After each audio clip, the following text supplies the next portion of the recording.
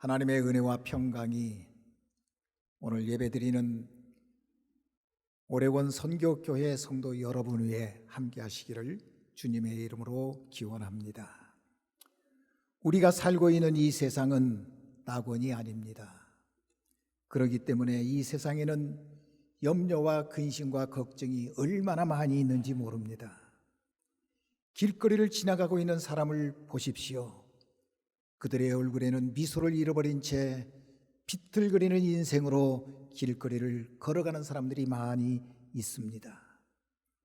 얼굴마다 미소를 잃어버리고 행복을 잃어버리고 길거리를 방황하는 사람들이 많이 있습니다. 혹 저 사람은 틀림없이 행복하고 평안할 것이야 라고 생각되는 사람이 있다면 그 사람 붙잡고 물어보십시오.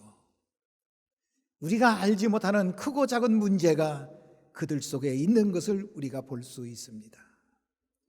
저 가정이야 어떤 문제가 있을까? 평안하고 행복할 것이야 생각되지만은 그 가정 속에 들어가 보면 우리가 알 수 없는 문제들이 쌓여 있는 것을 또한 볼 수 있습니다. 성경에 보면 걱정하지 말라, 근심하지 말라, 염려하지 말라고 하는 말씀이 얼마나 많이 있는지 모릅니다. 여러분, 우리가 염려하고 근심하고 걱정하며 사는 것이 우리를 행복하게 하고 우리를 유익하게 하고 우리를 축복으로 인도한다면 왜 성경이 우리로 하여금 그런 거 하지 말라고 말씀을 하고 있을까요? 인간의 염려와 근심과 걱정은 무익한 것이고 우리의 몸을 약하게 만들 것이고 우리의 마음을 황폐하게 만들 뿐만 아니라 우리의 영혼의 가슴 깊은 곳을 파헤쳐서 우리로 하여금 하나님 앞에 가까이 나가지 못하게 하는 것이기 때문에 그런 것입니다. 오늘날 많은 학자들이 이렇게 말을 합니다. 염려와 근심 때문에 정신적 긴장과 불안을 오랫동안 간직하게 되면 고혈압이 생기고 심장병이 생기고 위장병, 암과 같은 고질병이 발생하는 경우가 많이 있다고 합니다. 그렇기 때문에 성경은 이렇게 말합니다.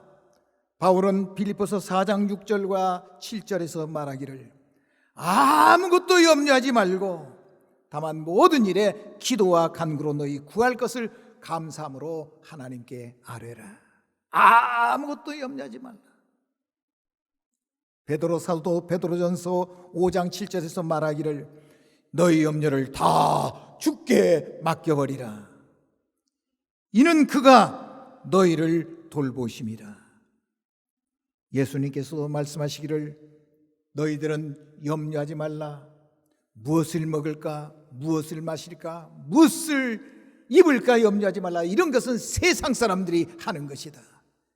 너희들은 얼마나 귀한 존재냐. 여러분, 우리 예수님은 요한복음 14장 1절에 또 제자들을 앉혀놓고 이렇게 말씀합니다. 너희는 마음에 근심하지 말라. 하나님을 믿으니 또 나를 믿어라. 우리 예수님은 여기서 끝나는 것이 아니라 한 발짝 더 앞으로 나서면서 적극적으로 말씀하시기를 평안을 너희에게 끼치노니 곧 나의 평안을 너희에게 주노라. 내가 너희에게 주는 평안은 세상이 너희에게 주는 것과 같지 아니하다. 여러분, 평안이라고 하는 말의 원어를 보면 에이레네라고 되어 있는데 이 에이레네라고 하는 뜻은 하모니를 이룬다. 혹은 유니티, 하나가 된다, 조화를 이룬다. 그래서 우리 마음이 질서정연하고 우리 마음이 기쁨이 넘치는 상태를 에이레네라고 말을 합니다. 그런데 평안에는 두 가지가 있습니다. 오늘 본문 말씀 27절에 보면 주님이 말씀하십니다. 내가 너희에게 주는 평안, 내가 너희에게 주는 것은 세상이 너희에게 주는 것과 같지 아니하다. 그러니까 우리 주님이 우리에게 주시는 평안이 있고 세상이 우리에게 주는 평안이 있다는 이야기입니다. 여러분, 세상이 우리에게 주는 평안은 외부적인 환경을 통해서 주어지는 것입니다. 일시적인 것이요 피상적인 겁니다.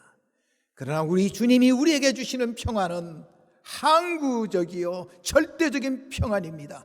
그렇기 때문에 외부 환경이 어떻게 변하든지 간에 절대 변하지 아니하는 하나님의 평안입니다. 그런데 이 평안을 우리 주님은 사랑하는 제자들에게 주겠다고 말씀하실 뿐만 아니라 오늘 예배드리고 있는 오레곤 선교교회 성도 여러분에게도 주시겠다고 분명히 말씀하십니다.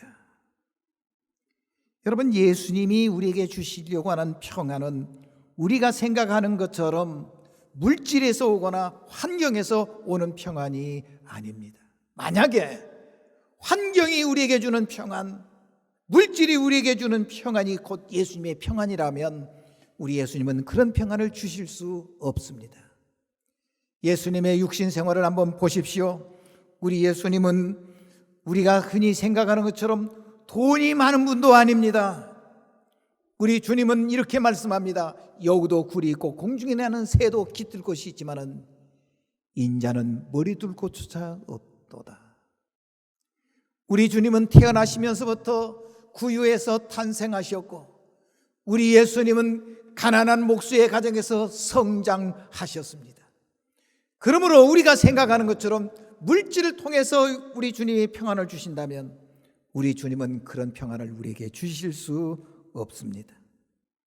또 우리는 흔히 평안을 이야기할 때 아들, 딸 많이 낳고 그리고 다복한 가정이 이루면 행복할 것이다, 평안할 것이다 생각하지만은 만약에 예수님에게서 그런 평안을 얻게 된다고 할 것 같으면 우리 주님은 그런 평안을 우리에게 주실 수 없습니다. 여러분, 우리 주님은 이 세상에 계시면서 가정을 이룬 적이 없습니다.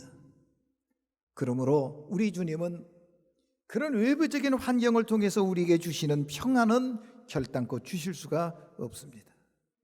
그러면 우리 주님이 우리에게 주시겠다고 하는 그 평안은 어떤 평안일까요? 그것은 두말할 것 없이 심령의 평안, 마음의 평안, 양심에서 오는 평안, 영원 깊은 밑바닥에서도 우러나오는 하늘의 평안을 가르치고 있습니다. 우리 주님은 그런 평안을 오늘 예배드리고 있는 우리들에게 주시겠다고 약속하셨습니다. 우리가 성경을 보십시오. 하나님을 신실하게 믿는 성도들은 모두가 다 주님이 주시는 평안을 가지고 살았습니다. 사도행전 12장에 보면 헤롯 왕이 야고보 사도를 죽이니까 유대인들이 기뻐합니다. 야, 유대인들이 기뻐하는 것 보면 베드로를 죽이면 더 환호할 것 같다. 그래서 베드로를 잡아다가 감옥에 쳐넣습니다. 쇠사슬로 묶어서 깊은 감옥에 넣어놨습니다. 여러분, 사람이 나쁜 환경에 있으면 잠이 안 오는 거예요. 내일 죽을지 모레 죽을지 모르는 공포의 감옥 안에 있는 베드로, 그날 저녁에 잠 못 들면서 뒤척거렸을까요? 아닙니다. 성도들이 기도하자 하나님께서 응답하셔서 천사를 보내어가지고 베드로 사도를 감옥에서 꺼내려고 하는데 아무리 흔들어 깨도 베드로가 일어나지 않습니다. 하나님이 어떻게 하셨어요? 성경 보면 천사가 베드로의 옆구리를 때렸다고 그랬습니다. 급소를 때린 겁니다. 그때서 베드로가 깨어났습니다. 그리고 눈을 비비며 일어나다 보니 바깥이었습니다.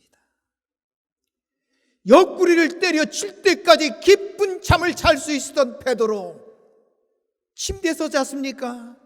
평안한 환경입니까? 아닙니다. 죽음의 공포가 도사리고 있는 그 감옥 안에 있었습니다. 그런데 어떻게 해서 평안히 그렇게 깊은 잠을 잘 수 있었을까요? 예수님이 주시는 평안이 그의 마음속에 가득했기 때문입니다. 사도행전 16장을 보십시오. 바울과 실라가 빌보에 가서 복음을 전하다가 체포되어서 매를 맞고 피투성이가 된 채 감옥에 갇혔습니다. 온몸은 쑤시고 아픕니다. 끙끙대는 것이 아니라 그날 그 순간에 바울과 실라는 하나님 앞에 찬송하고 기도했다고 그랬습니다.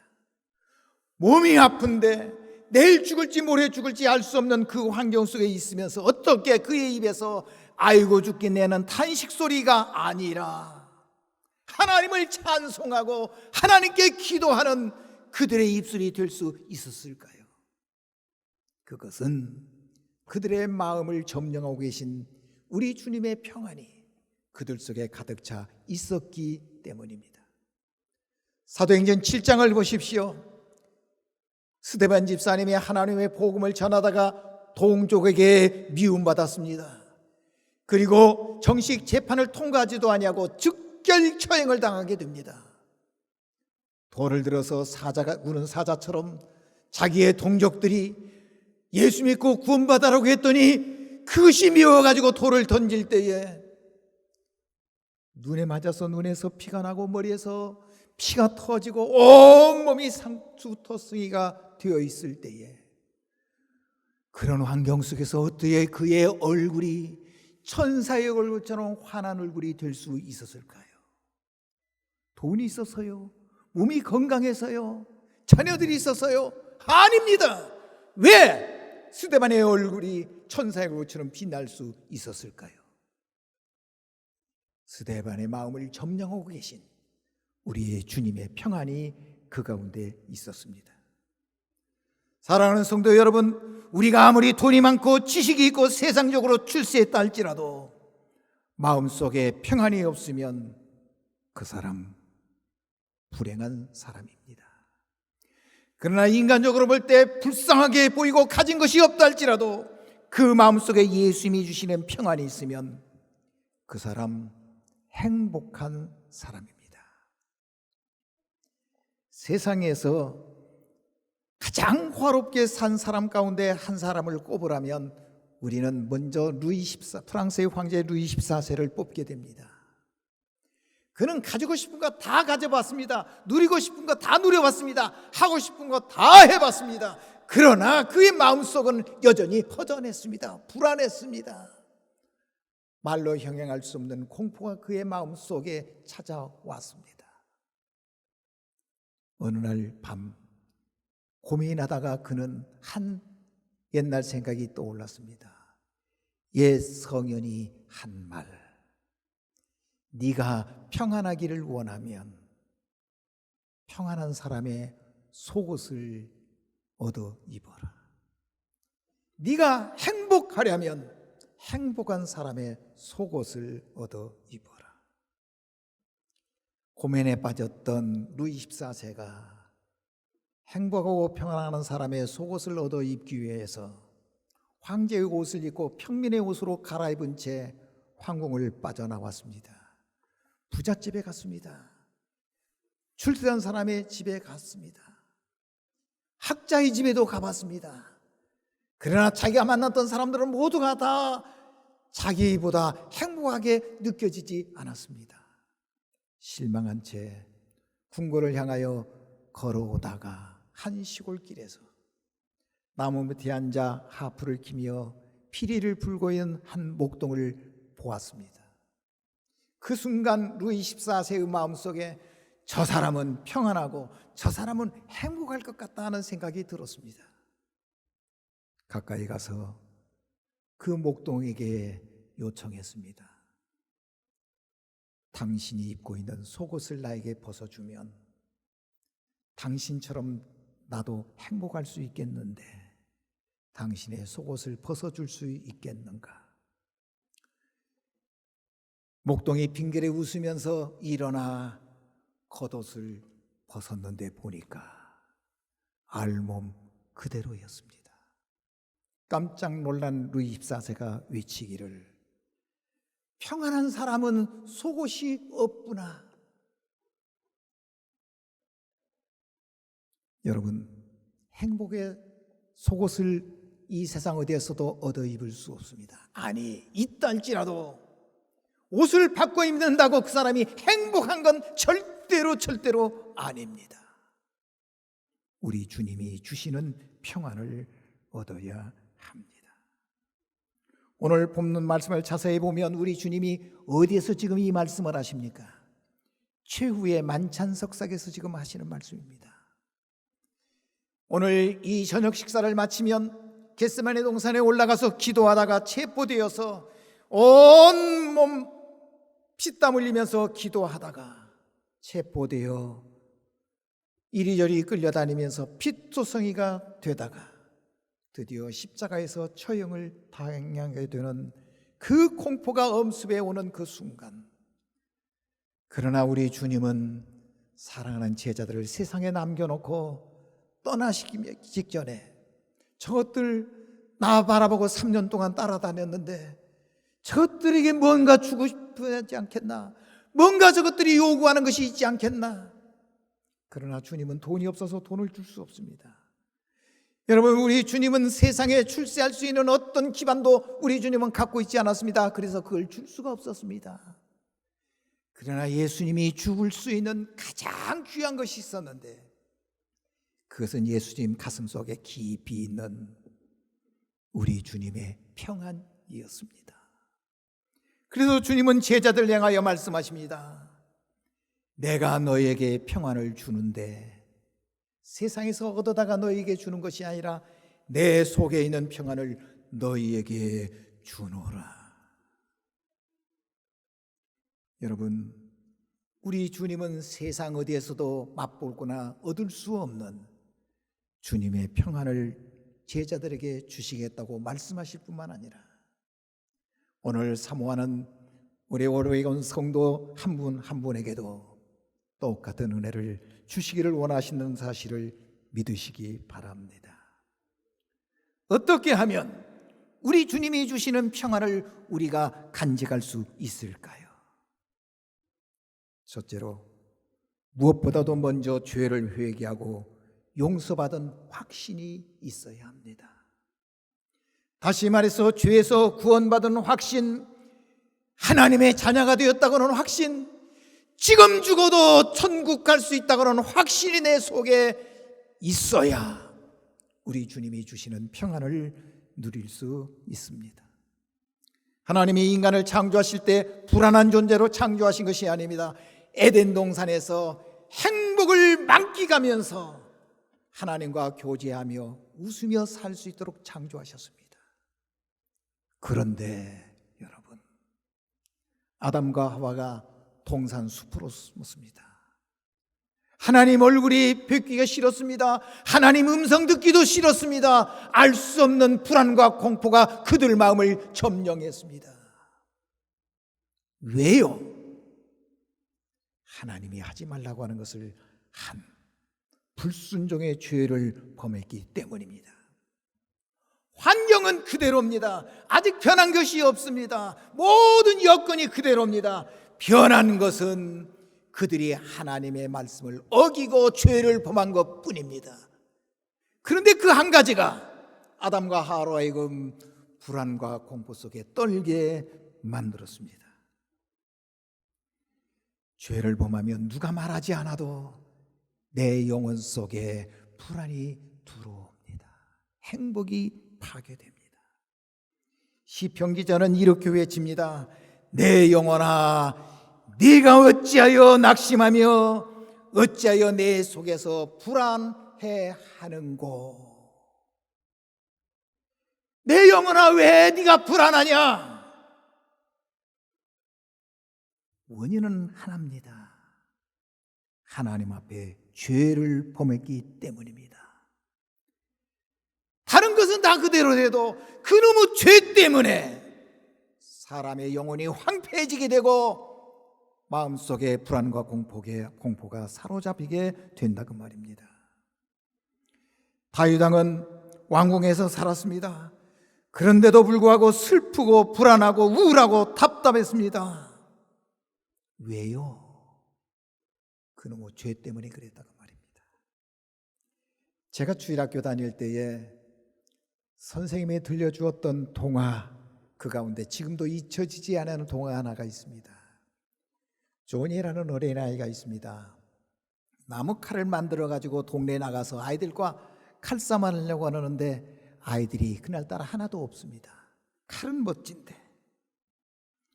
그래서 친구들이 없으니까 집으로 다시 돌아오는데 마당에 보니까 거위가 목을 이렇게 늘어뜨리고 꺼우꺼우 지나갑니다. 이 거위의 목을 보니까 여기다가 칼싸움하면 제일 좋을 것 같아요.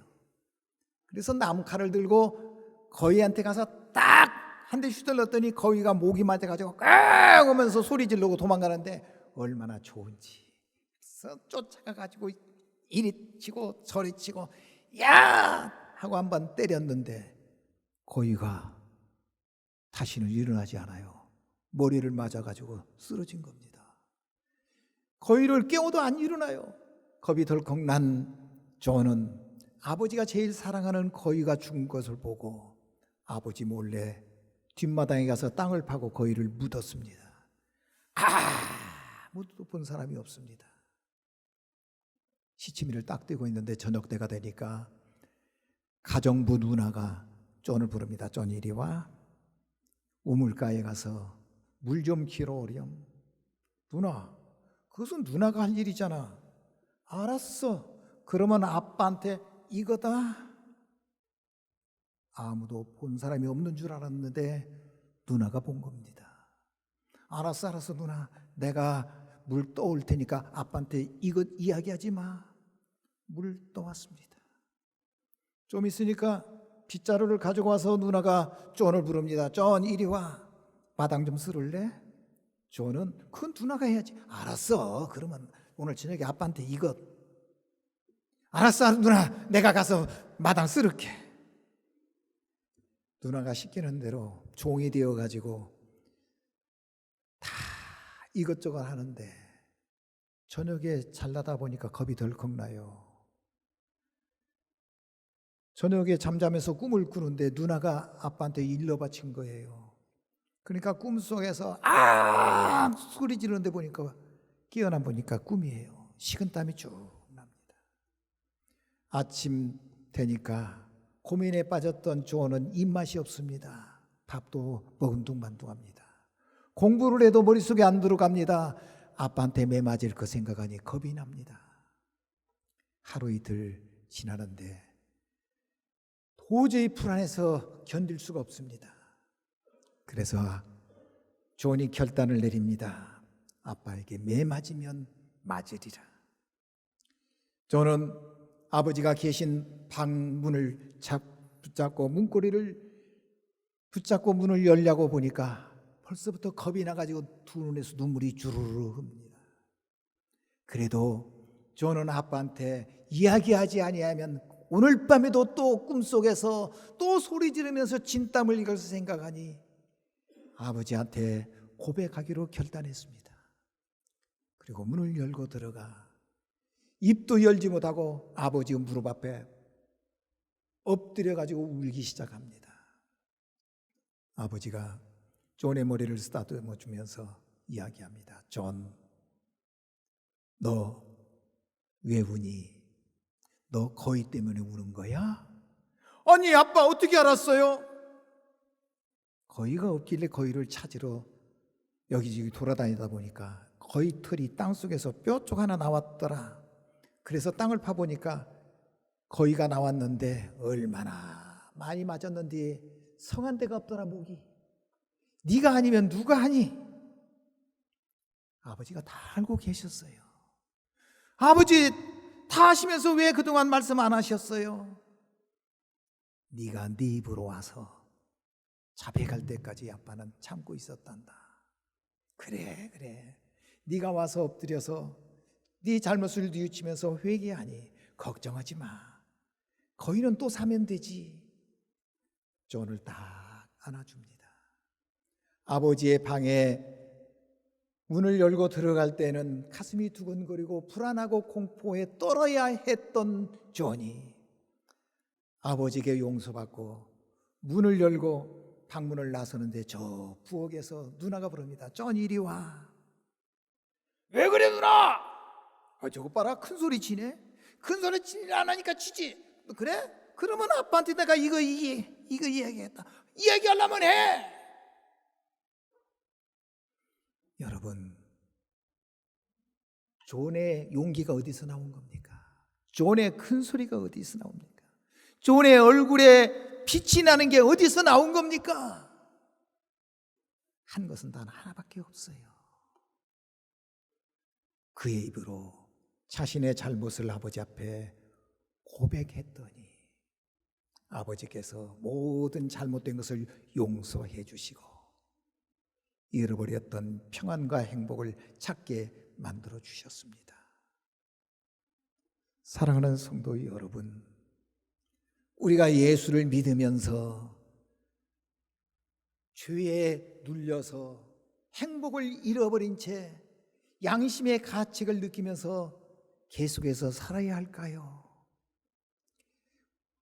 우리 하나님은 우리의 잘못된 과거, 10년 전의 것이든 20년의 것이든 어제 것이든 다 알고 계십니다. 그러면서도 우리 아버지 하나님은 말씀 하나 하지 않으세요. 우리 아버지가 요구하시면서 기다리는 것이 있습니다. 어서 돌아와서 너희 잘못을 뉘우치고 고백하거라. 요한일서 1장 9절에 보면 만일 우리가 우리 죄를 자백하면 저는 미쁘시고 의로사 우리 죄를 사하시며 우리를 모든 불의에서 깨끗게 하시느니라.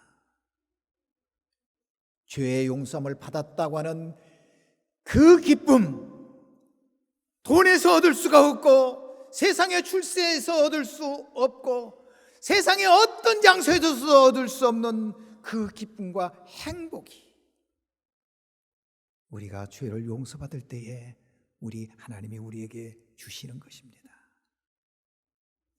이런 체험을 과거에 이미 하셨음에도 불구하고 살아오면서 이 행복과 이 평안을 잃어버린 분이 계시다면 다시 한번 이 은혜를 회복하기 위해서 우리 하나님 앞에 나와서 회개하지 않으시렵니까?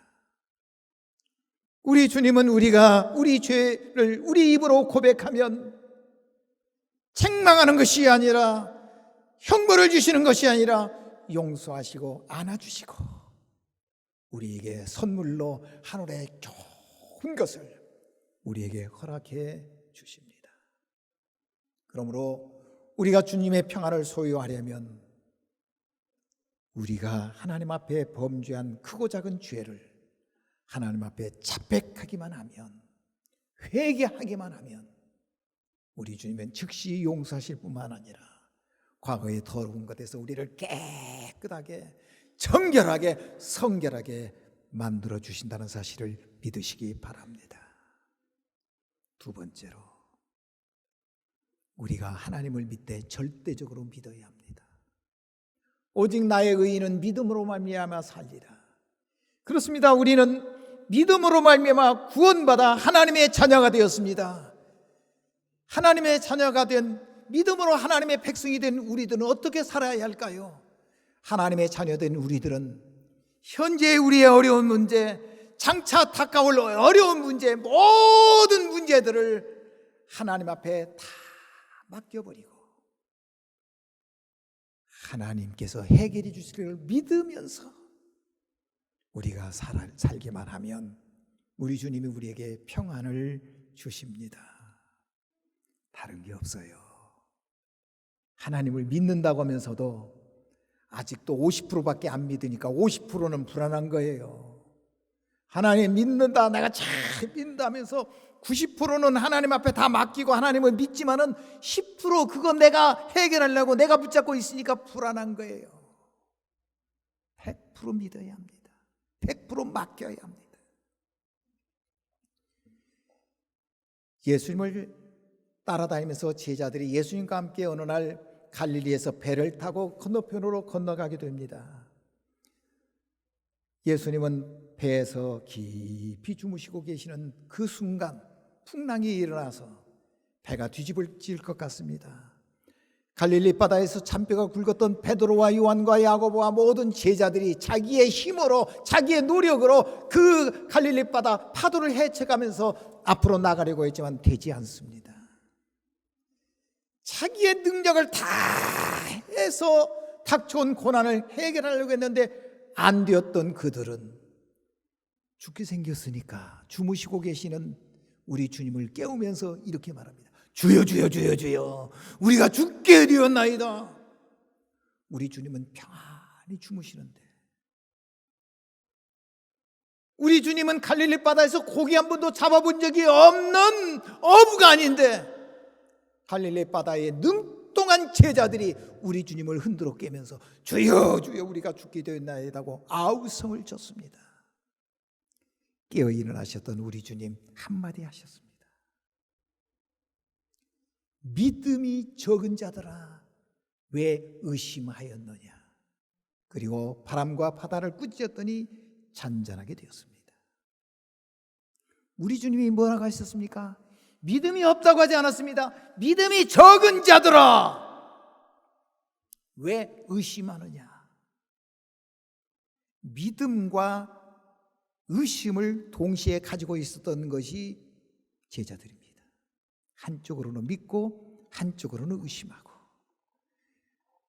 자기의 힘과 능력으로 어려운 문제를 해결할 수 있다 생각하고 노력을 하면서 주님께 맡기지 아니한 부분이 있었다고 말입니다. 그러니까 불안과 공포가 속에 있는 거예요. 여러분, 우리가 믿음으로 구원받았으면 믿음으로 살아야 합니다. 우리 주님이 지금 내가 당하고 있는 크고 작은 어려운 문제를 다 해결해 주실 것을 절대적으로 믿고 주님 앞에 맡기고 살아야 합니다. 왜요? 세상 끝날까지 내가 너희와 함께하리라고 우리 주님이 말씀하셨기 때문에 그렇습니다. 믿음이 뭡니까?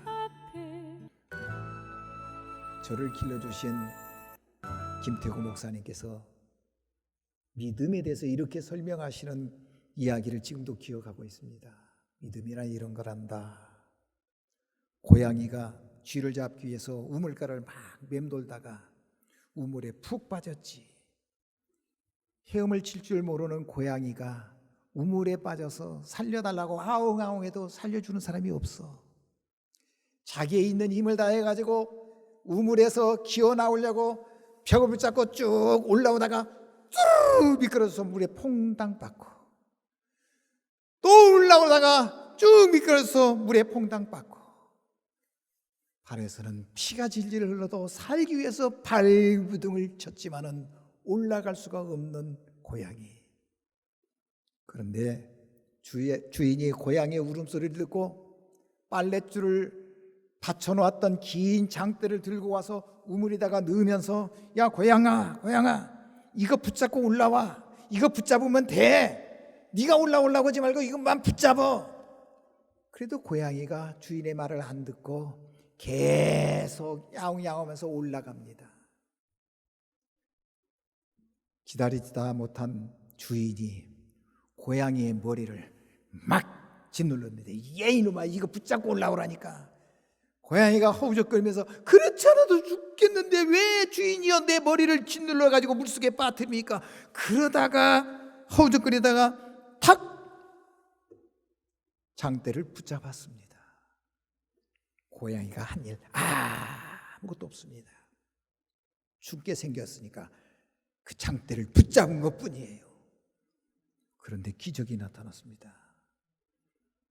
고양이가 자기가 노력해서가 아니라 붙잡은 것뿐인데 고양이가 주인이 올리는 대로 장대가 올라가니까 고양이도 따라 올라왔습니다. 고양이의 입장에서는 기적이지만은 주인의 입장에서는 기적이 아니라 그것은 주인이 하는 일이었습니다. 여러분, 우리가 어려움의 우물 속에 빠져서 허우적대고 있을 때에 우리 주님 말씀합니다. 나 믿어라. 네 힘을 하려고 하지 마라. 나 붙잡으면 산다. 그래요.